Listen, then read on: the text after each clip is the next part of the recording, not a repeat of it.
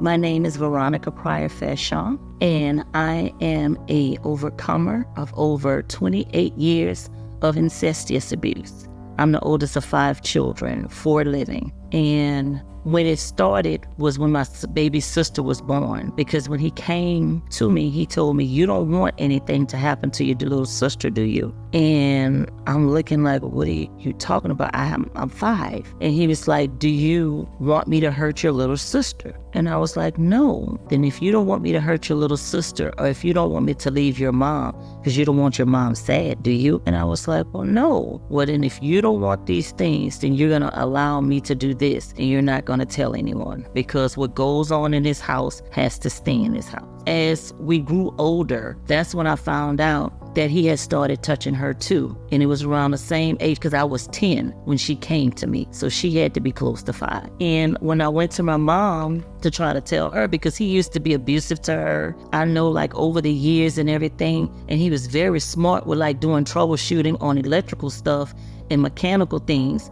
Like I said, it was Dr. Jekyll and Mr. Hyde. You don't know how he would come home. And you can be trying to walk on eggshells because you just wanted peace. You didn't want him to be fussing at you. You didn't want, because even trying to learn how to do math or certain things, if he spent time with you, you would get hit for making mistakes. Like I said, it was just a life of living, walking on eggshells. I remember we used to go to one of my cousins, my older cousin's house, and she used to watch us. She started noticing some things changing us, because I know she had spoke to me about it. And she said, I brought it to my mom, well, her mom, which was my grandmother's old sister. And she said, and she questioned my birth father. And when she did that, he stopped allowing us to go over there for her to babysit us. It's so disheartening, because as I got older, the sexual acts, because at first it started out with rubbing his body parts on my mouth when I was young. It was no penetration at that time. Then he would go from there as I got older and start rubbing it on my private parts. And he would just rub until I got older. And I think as I got older, and when I brought it to my mom about my little sister, because when he told me, my sister told me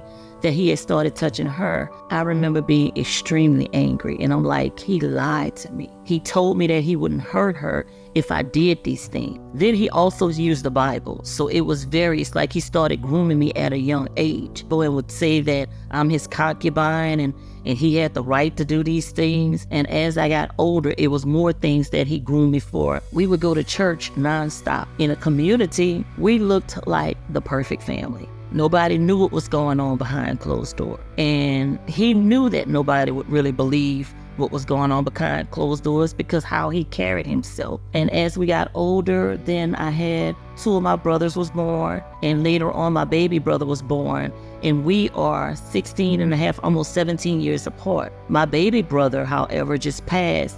In 2022, he had an aneurysm. And I used to ask him, because he played semi-pro ball, and he played ball in school, and he was a pretty big young man. And I just noticed that he started going down. And I was like, "Tim, what's wrong? What is going on?" And he wouldn't talk about it.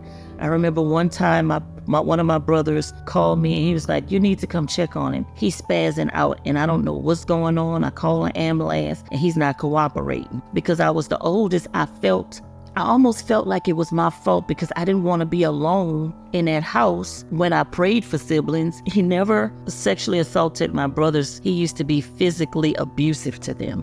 As I got older, that's when he started penetrating me. Anytime if I would try to bring a guy around, he would run them off. And it was so bad that, like, when it was time for prom and all those things, I never had a chance to experience. none of those things like normal children would.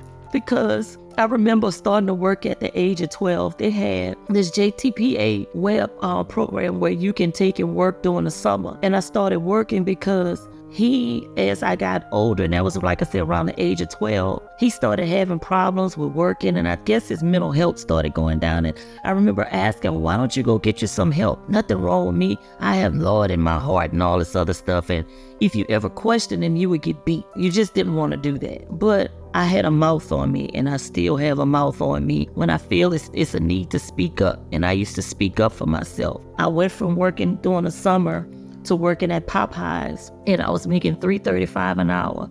And I remember, because I was around 16, asking for more and more hours because I wanted to make sure my siblings had the stuff that they needed for school. And I stayed there so long because so many people always ask me the question, why did you stay? Because I felt obligated to take care of my siblings and my mom, because I used to watch, like, for their anniversaries when I was getting older. He would never buy anything, and he would always try to tear her down to the lowest extremes. I graduated with honors. I had high grades, I think like a 3-point-something average. I had scholarships. I was going to nursing school.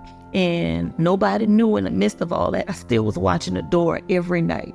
A lot of times I didn't get sleep. And I learned how to deal with going without sleep because I wanted to make it. I had to get me out of that house and my siblings. As I got older, I went to college. And I wound up having to drop out of nursing school because I was facing some other challenges at that specific nursing school because of my color that I wasn't used to. Because the school that I went to for high school, all my friends was different races. And so their families never treated me differently because I was Black. Well, when I went to college, that was a different experience from the nursing school when I got accepted into. So I was like, I can't do this. I got too much I'm dealing with at home. I can't deal with this too. So I dropped out and I applied to 2 HBCUs, Xavier and Dillard. I didn't even know what I was going to go to school for. I just knew I had to go to school because I had to get me out and my sisters, them, and my brothers, them out that situation. So I went to Xavier University of Louisiana, and I majored in accounting. Did good there as well. But my father at that time had stopped working for us and had opened up his own mechanic shop. And he was working at this big company where fixing on their 18-wheelers or what have you. Well, I remember one time I was telling my mom, I said, Mom, I can get us out of this. I was going to get an apartment because I could take out student loans and take out debt, and I was working still. And I was like, you can get out of this situation. I'm going to just say before nighttime came, she had to told him, because he had been groomed us to tell. We would feel, I know the same thing, that I felt if I didn't tell him, he always told us he would know. I know what you're thinking. In hindsight, it's like, how would somebody know what you're thinking? But when you've been beat down, when you've been molested, raped, because he would say that he's doing this to save. I don't want you to get out there in these streets and get a disease or what have you. As I got older and we were working at that shop, I remember one instance, like I told you, when I was telling my mom and she wound up telling it. And he said, oh, you think you're going to be able to get out of this? He was taking control of any money that I had. I wasn't allowed to have anything.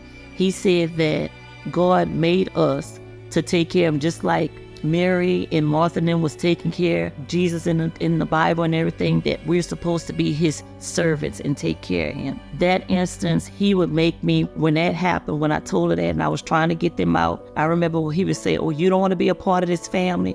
He would make me sit on the floor and eat my food like a dog out of a bowl. Sometimes it got to the point like he would forcibly, when he started having sex with me, it was like he was taking hate out on me. As I got older and I was able to move to Baton Rouge, found a job as an auditor. And I asked my brother, my middle brother, if I could move in with him. I still had not told them what was going on. And I'm thinking, finally, I'm out this situation. And that was in 1999. When I had the interview, I remember the interviewing team, they was like, we see what you're making now. Do you understand you taking more than a half of a pay cut to work here? I'm like, I'm fine. And it was like, you willing to do this? I'm like, yes, ma'am. And they were confused. It was like, that doesn't make sense. I was like, I just want to try something different. So I thought I finally got away. Well, in February of 2000, I got a phone call that they didn't know if my mom was going to live because she had experienced trauma and they had to do brain surgery. It was late at night. And I was in Baton Rouge and they were still down in New Orleans, in the New Orleans area.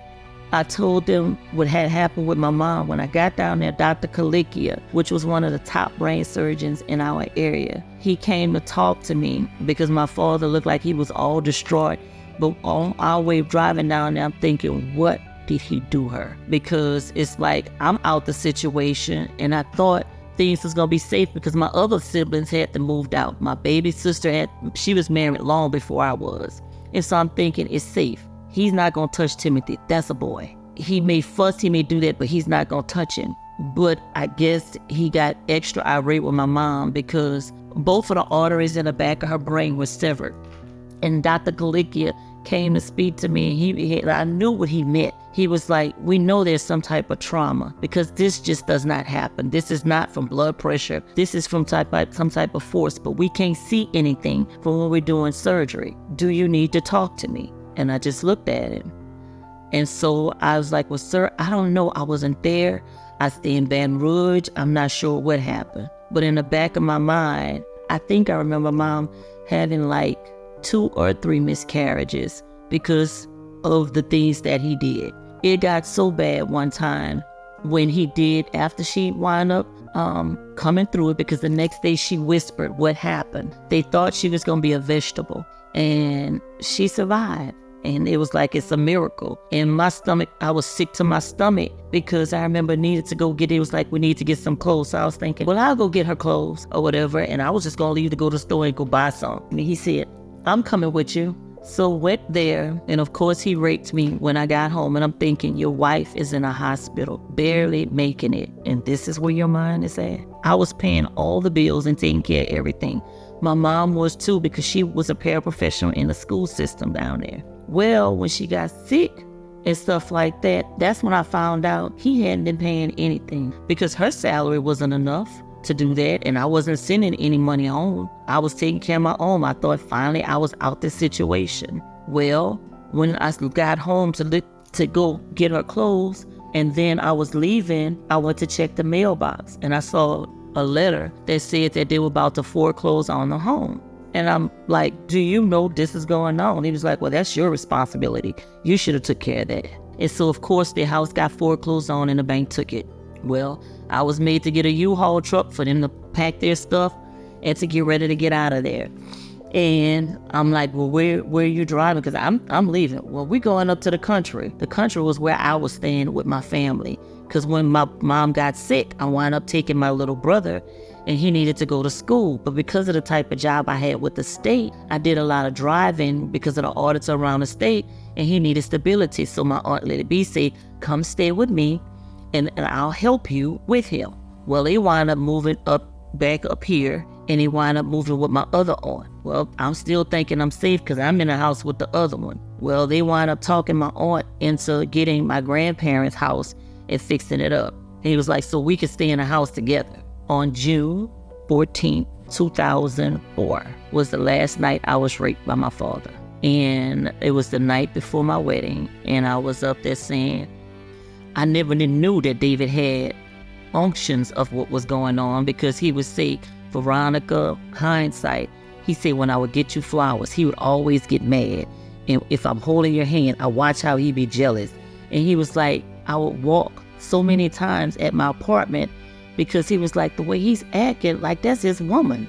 And he was like, it just didn't make sense. And so the night of my wedding, after we said our vows, I said, David, I need to tell you something. And he was like, what? I was like, and I want to let you know that it's pretty heavy.